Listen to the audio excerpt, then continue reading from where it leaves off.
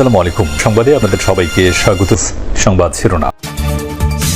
ফ্যাসিবাদী শক্তির গুপ্ত বাহিনী ঠেকাতে রাজপথে থাকবে বিএনপি, জানালেন তারেক রহমান। নোট অফ ডিসেন্টের মাধ্যমে ঐক্যমত্যে পৌঁছানোই সভ্য গণতান্ত্রিক পথ।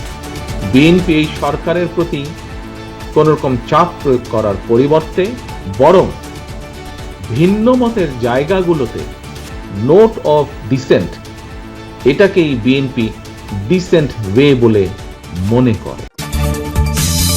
জুলাই সনদের আইনি ভিত্তি ইস্যুতে কোনো দল নয়, সরকার ডাকলে সাড়া দেবে বিএনপি। বিরোধ যাদের সাথে তাদের সাথেই বসতে চায় জামায়াত। যদি আমাদের সাথে কোনো বিষয়ে আলাপ আলোচনা করতেই হয়, সেটা সরকার উদ্যোগ নিলে আমরা সরকারের সাথে বসে কথা বলতে পারি। দুটাই হয়, সরকারও ডাকবে, ইন্টার পার্টি ডায়ালগও হইতে পারে, এটা সব দেশে হয়। শাহবাগে আন্দোলনরত সরকারি প্রাথমিক শিক্ষকদের ওপর জল কামান সাউন্ড গ্রেনেড নিক্ষেপ। প্রতিবাদে কাল থেকে সারা দেশে কর্মবিরতির ডাক। আদানির বিদ্যুৎ সরবরাহ বন্ধের হুমকির ব্যাপারে এখনও করণীয় ঠিক করেনি পিডিবি, বলছে পাওনার বড় অংশই বিরোধপূর্ণ। স্বার্থবিরোধী চুক্তি বাতিল না করায় ক্ষোভ ক্যাবের। কার্যক্রম নিষিদ্ধ আওয়ামী লীগের ডাকা লকডাউন কর্মসূচি ঘিরে সতর্ক পুলিশ সদর দপ্তর। 13 নভেম্বর 5টি স্থানে নাশকতার আশঙ্কা। এই বিষয়ে কঠোর আমরা গোয়েন্দা নজরদারি থাকে এবং ওই সময় যে ধরনের ব্যবস্থা হতে পারে বা নেওয়া প্রয়োজন আমরা। এবারও পাঠ্যপুস্তক বিতরণ নিয়ে অনিশ্চয়তা।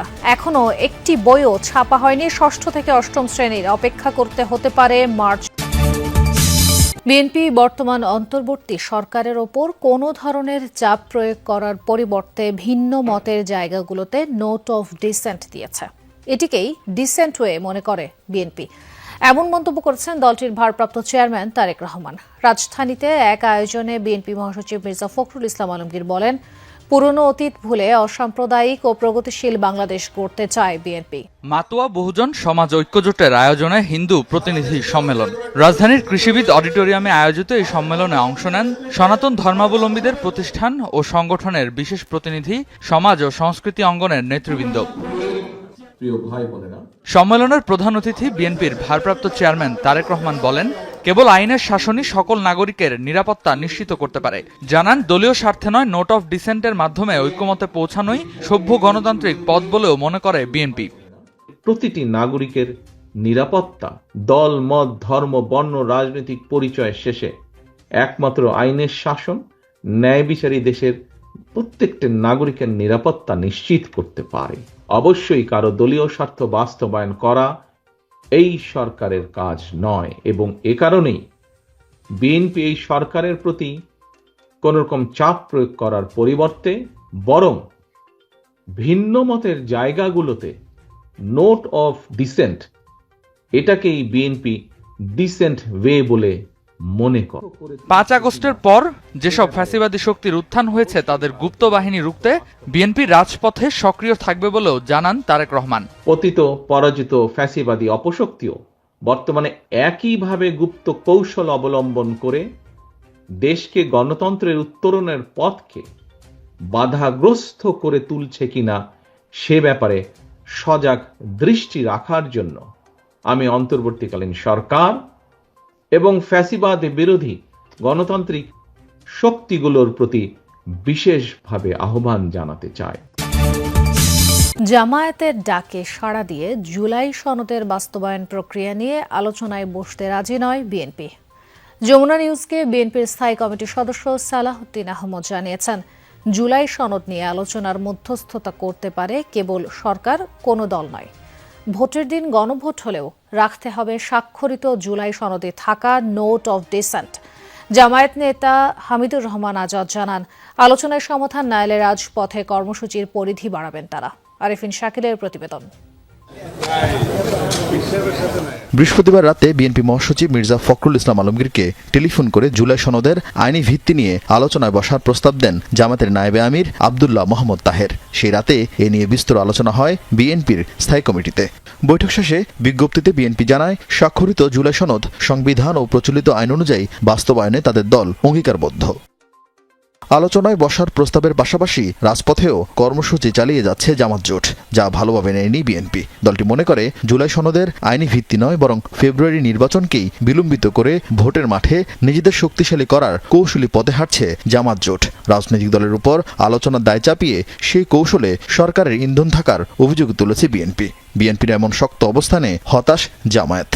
যদি আমাদের সাথে কোনো বিষয়ে আলাপ আলোচনা করতেই হয়, সেটা সরকার উদ্যোগ নিলে আমরা সরকারের সাথে বসে কথা বলতে পারি। কিন্তু এই দায়িত্বটা কি কোনো রাজনৈতিক দল পালন করতে পারে? কোনো নির্ধারিত বিষয়ে যেটা তাদের দায়িত্বের মধ্যে পড়ে না, সেটা সরকার যদি তাদেরকে আহ্বানও জানায়, আমরা মনে করি সেটা সঠিক নয়। দুইটাই হয়, সরকারও ডাকবে, ইন্টার পার্টি ডায়ালগও হইতে পারে।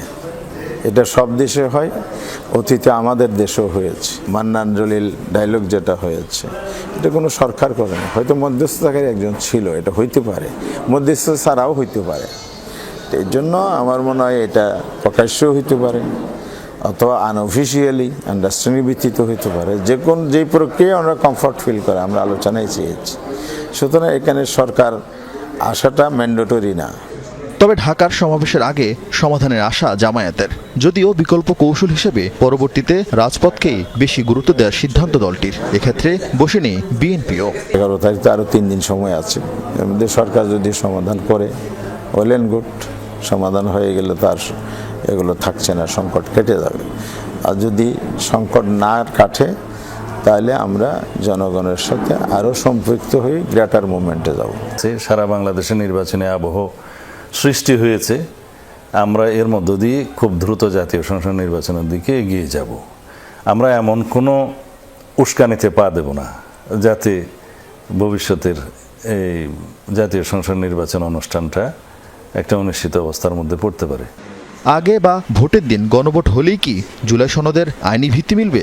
আসলে এই গণভোটের প্রয়োজন ছিল না, কারণ গণভোট ওই সমস্ত বিষয়ে বাধ্যতামূলক যে সমস্ত বিষয়গুলো জাতীয় সংসদে পাশের পরেও প্রেসিডেন্টের স্বাক্ষরের আগে জনগণের কাছে যেতে হয় গণভোটের জন্য। সেই বিধানগুলো সংবিধানের 142 ধারায় বলা আছে। সেই গণভোটটা জরুরি। এটা নৈতিক ভিত্তি রচনা হবে, আইনি ভিত্তি নয়। এটা সঠিক না। অর্ডার জারি হলে এটা আইন, অর্ডার জারি হলে আইন, গণভোট এটাকে শক্তিশালী করবে। পরবর্তীতে ইলেকশন হবে, নির্বাচন হওয়ার পরে পার্লামেন্টে এটা অ্যাকসেপ্ট করে নেবে। আর যদি অ্যাকসেপ্ট করতে দেরি করে তাহলে এটা স্বয়ংক্রিয়ভাবে, যেটা বলা হচ্ছে 270 দিনে কার্যকর হবে। তো চমৎকার একটা প্রপোজাল দেওয়া হয়েছে এখানে। মতবিরোধ থাকলেও দুই মেরুতে থাকা দুই দলের শীর্ষ নেতাই নিশ্চিত করেছেন, মাঠের রাজনীতি যেমনই হোক ফেব্রুয়ারিতে নির্বাচন করা ছাড়া কোনো বিকল্প নেই। সরকারি প্রাথমিক বিদ্যালয়ের সহকারী শিক্ষকদের কর্মসূচি পণ্ড হয়েছে পুলিশি বাধায়। শাহবাগে টিয়ারশেল, সাউন্ড গ্রেনেড আর জল কামানে ছত্রভঙ্গ হয়ে পড়েন শিক্ষকরা। এতে আহত হয়েছেন শিক্ষক ও পুলিশের কয়েকজন সদস্য। 10ম গ্রেডে বেতন সহ 3 দাবিতে কেন্দ্রীয় শহীদ মিনার থেকে শাহবাগের দিকে যাওয়ার সময় বাধা দেয় পুলিশ। পরে শহীদ মিনার থেকে আগামীকাল সারা দেশে কর্মবিরতির ঘোষণা দেন আন্দোলনরত শিক্ষকরা। বিকাল 4টার দিকে হঠাৎ করেই প্রাথমিকের সহকারী শিক্ষকদের উপর চড়াও হয় পুলিশ। ছত্রভঙ্গ হয়ে এদিক সেদিক ছুটতে থাকেন তারা।